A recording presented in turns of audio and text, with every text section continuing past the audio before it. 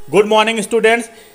पिछली बार हम लोगों ने इस सवाल के अंतर्गत यह देखा कि यदि किसी प्रश्न में यह दिया गया हो कि सभी साझेदारों के पूंजी खाते उनके लाभ हानि वितरण अनुपात में समायोजित कर दिए जाएं, तो इस स्थिति के अंतर्गत नए साझेदार के पूंजी के आधार पर नए पुराने साझेदारों के पूंजी खाते को समायोजित किया जाता है, जिसको कि मैंने आप लोगों को विस्तार पूर्वक समझाया था, जिसके अंतर्गत ए और बी के पूंजी खातों को हम लोगों ने समायोजित किया था। तो ए की पूंजी जो निकल के आई थी वह 32,000 और ब की पूंजी जो निकल के आई थी वह 16,000 होनी चाहिए। फर्म के अंतर्गत अ की पूंजी 32,000 होनी चाहिए और ब की पूंजी 16,000 होनी चाहिए। तो इसके लिए हम लोगों ने कैलकुलेशन कर लिया था। आज इसी सवाल में हम लोग देखेंगे कि यदि प्रश्न में लाभ अथवा लाभ से संबंधित कोई फंड दिया गया हो, जैसे सामान्य संचय रिजर्व दिया गया हो, जैसे यहाँ देखिए दिया गया है सामान्य संचय और लाभ हानि खाता, तो इसे पुराने साझेदार अपने पुराने अनुपात में बांट लेते हैं। तो आइए चलिए इसके बाद हम लोग इस प्रश्न का आज हम लोग जर्नल लेखा विस्तार पूर्वक देखें। तो सबसे पहले जो हम लोग जर्नल एंट्री करते हैं वह नए साझेदार के द्वारा पूंजी और ख्याति की राशि ले आने पे करते हैं। तो जो नया साझेदार है वह अपनी पूंजी जो ले आया है फर्म में वह ले आया है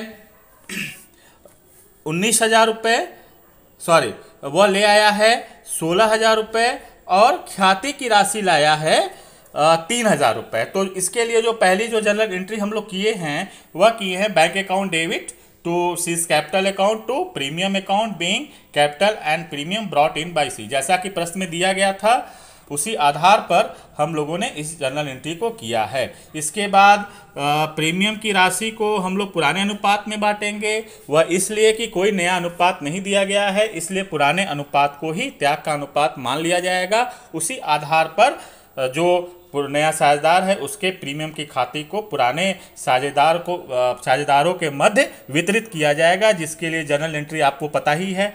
premium account debit to A's capital account to B's capital account being premium divided 3,000 रुपये प्रीमियम की राशि थी, तो जिसको दो संबंध एक में अर्थात 2,000 और 1,000 रुपया ए के पूंजी खाते और बी के पूंजी खाते में अंतरित किया जा चुका है। ठीक है। इसके बाद जो हम लोग अगला जो जनरल एंट्री करेंगे ये आपके लिए नया है। तो आप प्रश्न के अंतर्गत देखिए कि सामान्य संचय दायित्व पक्ष में 8,000 रुपया है और लाभ हानि खाता 4,600 रुपया है। यह आपके लिए एक नया एंट्री होगा, जिसके लिए सामान्य संचय अथवा लाभ हानि खाता बांटने के लिए जो हम लोग एंट्री करते हैं वो करते हैं reserve fund account debit to A's capital to B's capital account being reserve fund divided. अच्छा, इसको किस अनुपात में बांटते हैं? देखिए मैंने यहाँ लिखा हुआ है, इसको हम लोग पुराने अनुपात में ही बांटते हैं, जो कि दो संबंध एक है। 8,000 रुपये का 2/3 5,333 रुपया होगा, जिसको ए के पूंजी खाते में हम लोग ट्रांसफर करेंगे। वहीं पर बी के पूंजी खाते में 1/3 अर्थात 2,667 रुपये 2,667 रुपये हम लोग ट्रांसफर करेंगे। उसके बाद इसी तरीके से यदि प्रॉफिट एंड लॉस अकाउंट या लाभ हानि खाता दिया गया हो तो उसे भी बांटा जाएगा। तो उसके लिए जो जनरल एंट्री होगी वह होगी PL account debit to A's capital account to B's capital account. PL account जो है दायित्व पक्ष में 4,600 रुपीज़ है, जिसको कि दो संबंध एक अर्थात 2/3 और 1/3 में बांटने के आधार पर ए के पूंजी खाते में 3,067 रुपये और बी के पूंजी खाते में 1,333 रुपये अंतरित किए गए। तो इस आधार पर आप यह समझने का कोशिश करिए कि लाभ अथवा लाभ से संबंधित कोई भी फंड संचय यदि किसी भी आपके प्रश्न के जो बैलेंस शीट है पुराना जो बैलेंस शीट है उसके दायित्व पक्ष में यह प्रदर्शित किया गया है और प्रश्न में इसके संदर्भ में और कोई सूचना नहीं दी गई हो उसके बावजूद भी इसको पुराने साझेदार अपने पुराने अनुपात में बांट लेंगे। यह आपके लिए इस प्रश्न के अंतर्गत एक नया तथ्य है। ठीक है, तो इसको आप लोग अपने दिमाग में बैठा लेंगे। इसके बाद जैसा हम लोग एंट्री करते हैं कि रिवैल्यूएशन के लिए, तो आपके प्रश्न में दिया गया है कि संदिग्ध ऋणांश संचिति बढ़ाकर देनदारों का 10% कर दिया जाएगा। वहीं पर बैलेंस शीट में विविध देनदार 22,000 है, जिसमें ऑलरेडी 1,000 रुपये की जो संचिति है उसको क्या किया गया है, उसको एडजस्ट किया गया है और उसकी रकम को घटा करके जो अमाउंट्स के कॉलम में 21,000 रुपया प्रदर्शित किया गया है। तो यहाँ पर देखिए मैंने लिखा हुआ है, आप उसको देख लीजिए और मैं समझाने का भी प्रयास कर रहा हूँ कि संदिग्ध ऋण संचिति देनदारों पर 10% करना है, यह आपके समायोजना में दिया गया है।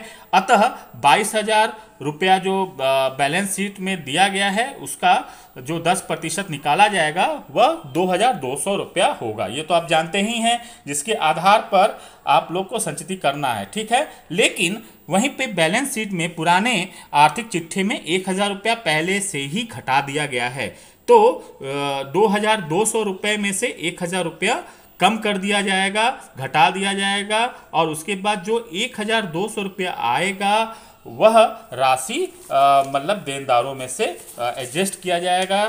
तो चिट्ठे में 22,000 रुपया जो देनदारों में से है उसमें से देखिए यहाँ लिखा हुआ है कि 1,000 प्लस 1,200 बराबर 2,200 रुपया चिट्ठे में घटाया जाएगा। लेकिन यहाँ पर जो दिखाया जाएगा रिवैल्यूएशन अकाउंट में वह दिखाया जाएगा, कितना दिखाया जाएगा, केवल 1,200 रुपया। उसका कारण क्या है? उसका कारण ये है कि 1,000 रुपया पुराने वाले चिट्ठे में ऑलरेडी घटाया जा चुका है।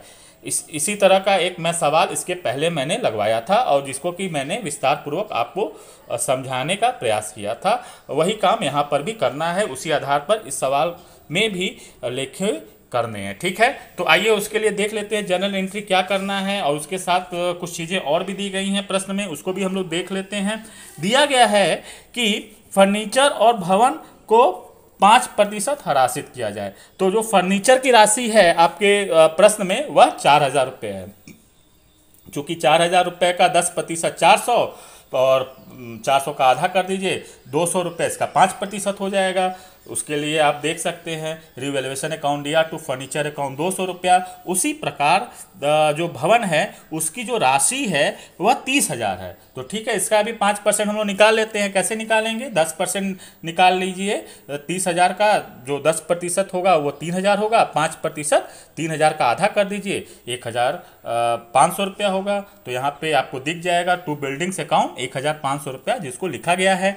वहीं पर RFBD की बात, तो आप इस चीज़ को समझ चुके हैं कि 22,000 का जो 10% है वह 2,200 है, लेकिन 1,000 रुपये पहले से ही पुराने बैलेंस शीट में एडजस्ट किया गया है, इसलिए यहाँ पर 1,200 रुपये को ही दिखाया गया है। तो जो एंट्री करना है इसके लिए वह होगा revaluation account debit to furniture account to building account to RFBD account being assets depreciated. ठीक है, तो टोटल जो रिवैल्यूएशन में अमाउंट होगा वह होगा 2,900 रुपये। ठीक है, तो इसके बाद हम लोग ये देखेंगे कि क्या इस प्रश्न के अंतर्गत किसी संपत्ति के मूल्य में वृद्धि हुई है या दायित्वों के मूल्य में कमी हुई है।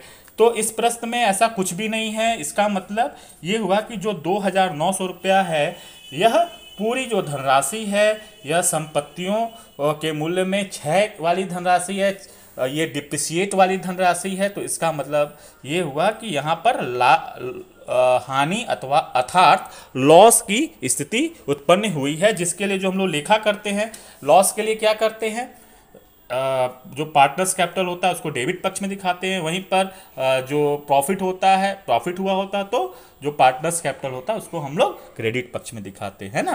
तो उसके लिए जो हम लोग एंट्री करेंगे वह करेंगे A's capital account debit, B's capital account debit to revaluation account being loss on revaluation.